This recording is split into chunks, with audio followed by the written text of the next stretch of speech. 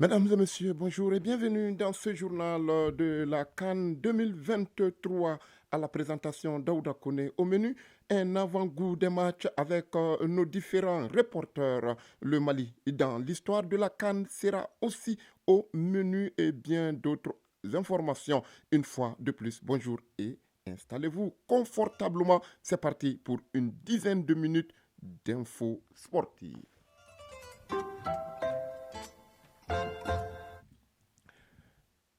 On commence avec les matchs du jour. Le premier de ce lundi 15 janvier mettra aux prises le Sénégal et la Gambie à 14 heures temps universel. Ce sera la première rencontre de la première journée dans le groupe A. Un duel déséquilibré sur papier entre ces deux nations voisines en termes de qualité de joueurs de vécu ou de palmarès si vous voulez. Le deuxième match du jour, prévu pour 17 heures temps universel, mettra aux prises le Cameroun et la Guinée Conakry, une rencontre qui promet du spectacle au regard des talents qui se font face. Isaac Chenou nous présente les affiches Sénégal-Gambie et Cameroun-Guinée. Suivons. Sénégal-Gambie, c'est la première rencontre de la journée. Les Lions de la Teranga, champions en titre de la Cannes, entrent dans ce match avec une affiche impressionnante. Aucune défaite lors de leurs 3 derniers matchs et ils ont réussi à écarter leur adversaire muet à chaque fois, démontrant ainsi leur puissance défensive et leur style de jeu discipliné. Mais ce n'est pas tout. Le Sénégal peut également se vanter d'une équipe composée de joueurs vedettes capables de renverser instantanément le cours du jeu. Avec Sadio Mané à la tête de l'attaque, il possède une force offensive redoutable, capable de pénétrer même les défenses les plus résistantes. De plus, le Sénégal joue avec une cohésion remarquable en tant qu'équipe. Leur capacité de travailler ensemble sur le terrain a été évidente dans leurs récents matchs, leur permettant de créer des opportunités, de marquer et dominer la pression contre leur adversaire. Avec une motivation supplémentaire pour défendre le titre, le Sénégal est une force à prendre en compte dans ce match. De l'autre côté, la Gambie a connu récemment des résultats mitigés. Elle peine à trouver une constante et actuellement sans victoire lors de ses 3 derniers matchs. En fait, elle n'a pas réussi à garder sa cage inviolée lors de ses 4 derniers matchs, indiquant certaines vulnérabilités défensives. Cependant, tout n'est pas sombre pour la Gambie. En examinant ses 5 derniers matchs, elle a réussi à enregistrer 2 victoires et un match nul et 2 défaites. Cela suggère qu'elle est capable de livrer bataille contre les adversaires coriaces. La Gambie peut-elle trouver la cohérence nécessaire pour contester la puissance de l'équipe sénégalaise? C'est la question à laquelle elle devra répondre dans ce match crucial de la CAN 2023. Coup d'envoi 14 heures. Le Cameroun entame sa campagne de la CAN au stade Charles Konabani avec une confrontation contre la Guinée-Conakry dans le groupe C. Ils chercheront assurément un départ solide, conscient de la présence des champions en titre, le Sénégal, dans le groupe aux côtés de la Guinée. Après avoir terminé troisième de la CAN 2021 grâce à leur victoire au tir au but contre le Burkina Faso, les Lions notables visent clairement une performance encore meilleure cette année. Sous la direction de leur capitaine Vincent Bouakar, accompagné de talents tels que Franck Anguissa et Georges Kevin Koudou, le Cameroun dispose d'une sélection solide. Cependant, la disponibilité d'André Onana et de Vincent Aboubakar reste incertaine pour ce match. La Guinée, quant à elle, aborde ce match avec des aspirations de redressement après avoir été éliminée en 8e de finale de la CAN 2021 suite à leur défaite contre la Gambie. Dans un groupe compétitif avec le Cameroun et le Sénégal, le Sili est déterminé à faire mieux cette fois-ci. Bien que privés de leur attaquant vedette Serou Girassi, les Guinéens comptent sur d'autres talents pour marquer la différence. Avec une grande partie de leur effectif disponible, ils affichent une équipe compétitive prête à relever le défi. La rencontre s'annonce intense avec la Guinée cherchant à faire oublier sa sortie prématurée lors de la dernière édition. Le Cameroun et la Guinée se sont rencontrés au moins 5 fois, 2 victoires pour le Cameroun, un nul et 2 victoires pour la Guinée. Le match est prévu pour 17 heures. Le match Algérie-Angola, qui compte pour la première journée du groupe D, aura lieu ce lundi au Stade de la Paix, situé dans la ville de Bouaké, en Côte d'Ivoire. Il débutera à 20 heures, heure locale. L'Algérie semble bien armée pour entamer sa canne avec succès, tandis que l'Angola aspire à surprendre malgré son statut d'outsider. Ce match promet dans tous les cas d'être un affrontement intéressant. Mamtou Dante nous présente ce duel. Double vainqueur de la Cannes en 1990 et 2019, l'Algérie, éliminée prématurément lors de la Cannes 2021, demeure invaincue depuis 13 matchs, marquant 12 buts.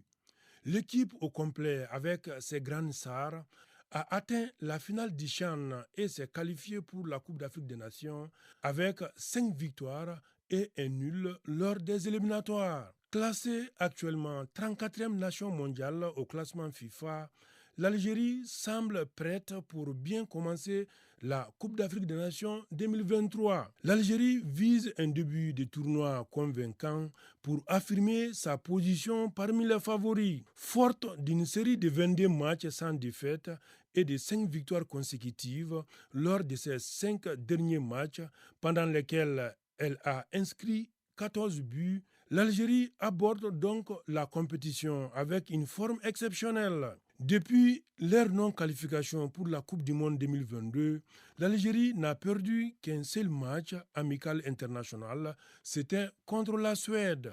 Les Fennecs d'Algérie devraient être capables de balayer l'Angola. Cependant, les Antilopes s'accrocheront au fait qu'elles n'ont jamais perdu lors des 3 confrontations précédentes avec l'Algérie. En revanche, le bilan récent de l'Angola laisse à désirer. Avec seulement une victoire lors de leurs 8 derniers matchs et seulement 3 buts marqués au cours de leurs 5 derniers affrontements, les Antilopes cherchent des solutions. Avant leur dernière victoire 3-0 contre Barème, ils avaient enregistré 4 matchs nuls consécutifs 0-0.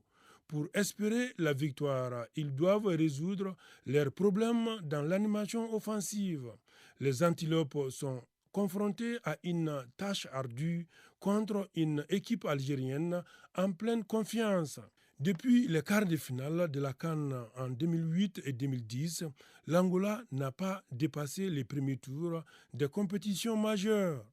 Après avoir enregistré 4 matchs nuls 0-0 lors des 4 derniers matchs, l'Angola a autant montré sa compétence défensive que ses difficultés offensives avec un seul but marqué en cette rencontre. Le coup d'envoi de la rencontre Algérie-Angola est donc prévu pour 20 heures. Revenons à présent aux rencontres d'hier. Une nouvelle fois décevant, le Ghana s'est fait surprendre par le Cap-Vert hier à Abidjan pour son entrée en liste à la CAN 2023. Bousculés et longtemps menés au score, les Black Stars ont égalisé au retour des vestiaires, mais ils ont ensuite concédé de multiples occasions et fini par plier durant le temps additionnel.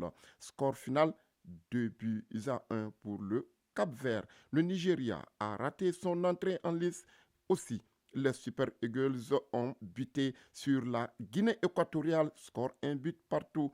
Iban Edou avait même ouvert le score pour le Nzalang National avant que l'inévitable Victor Osimhen n'égalise aussitôt pour inscrire le premier but de sa carrière à la CAN.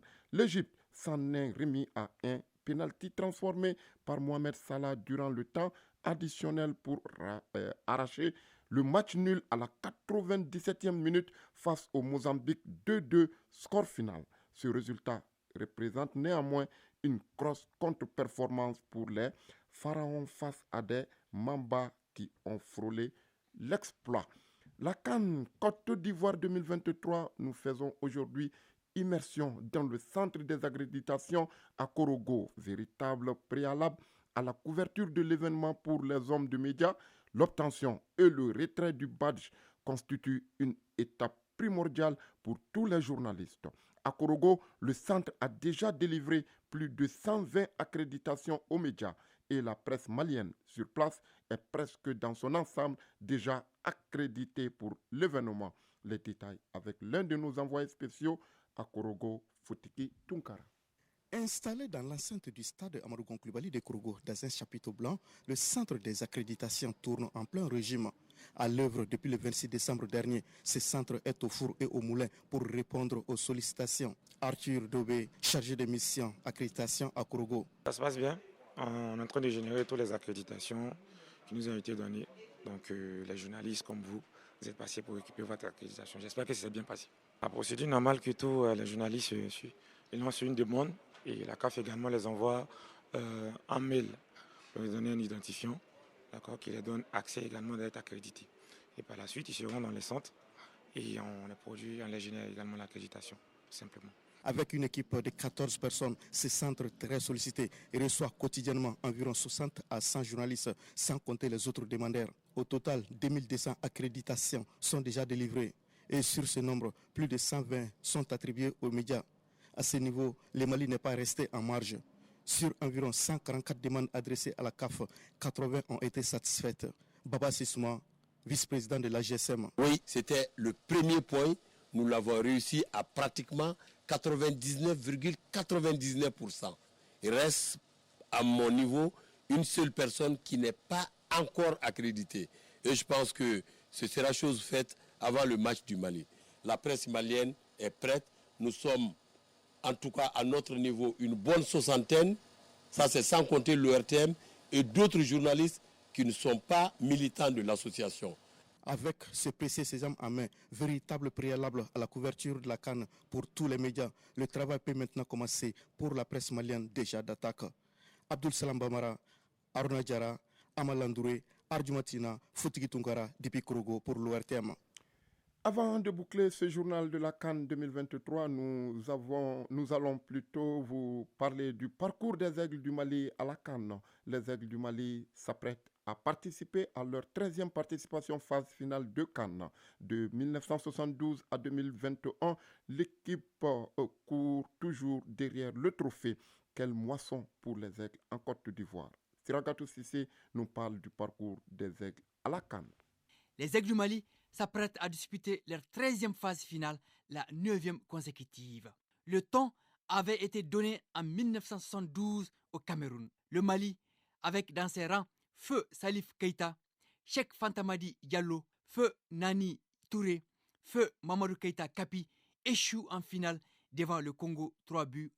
Cheikh Fantamadi Keïta termine meilleur buteur de la CAN avec 5 réalisations. Arrive la longue traversée du désert. Les Aigles du Mali ont attendu 22 ans pour pouvoir se qualifier à la CAN en 1994 en Tunisie. Le Mali se classe 4e, un rang honorable en son temps. Les Aigles passent ensuite un léger passage à vide. La CAN 2002, organisée dans notre pays, voit les Aigles terminer à nouveau 4e d'Afrique. Nous voilà à la CAN 2004 en Tunisie. Le Mali se classe 4e. Frédéric Oumar Kanouté est parmi les co-meilleurs buteurs avec 4 réalisations. Les Aigles du Mali ratent l'édition de 2006 en Égypte. Ils se qualifient pour la CAN 2008 au Ghana et s'effacent dès le premier tour. Le même sort leur est réservé en 2010 en Angola. De déception en déception, les leçons ont été tirées. Place à la CAN 2012 au Gabon et en Guinée équatoriale. Les Aigles remportent la médaille de bronze aux dépens du Ghana. Cheikh Tidiane Diabaté est co-meilleur buteur avec 3 réalisations. Rebelote en 2013 en Afrique du Sud. Le Mali triomphe devant le Ghana en match de classement. Nous sommes en 2015 à la CAN en Guinée équatoriale. Les Aigles sont éliminés au premier tour à la suite d'un tirage au sort sourissant à la Guinée. Les 2 sélections avaient le même nombre de points. Le vin aigre est servi en 2017 au Gabon. Le Mali ne dépasse pas le premier tour. Les désillusions s'enchaînent. La CAN 2019 a lieu en Égypte. Les Aigles tombent en 8e de finale. Le bourreau, les éléphants de Côte d'Ivoire. Et en 2021, décalé en 2022 au Cameroun, la hantise des 8e de finale est là. Les Aigles du Mali se brisent les ailes en 8e de finale face à la Guinée équatoriale au tir au but. Quel classement final en 2023 repoussé en 2024 pour les Aigles à cette grande fête du football africain?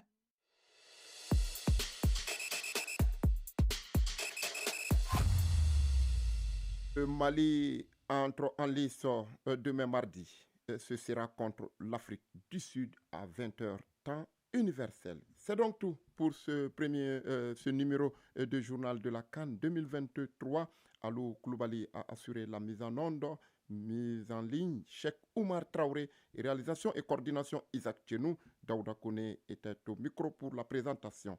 Merci à vous, chers auditeurs, auditrices et internautes, de nous avoir suivis. Les journaux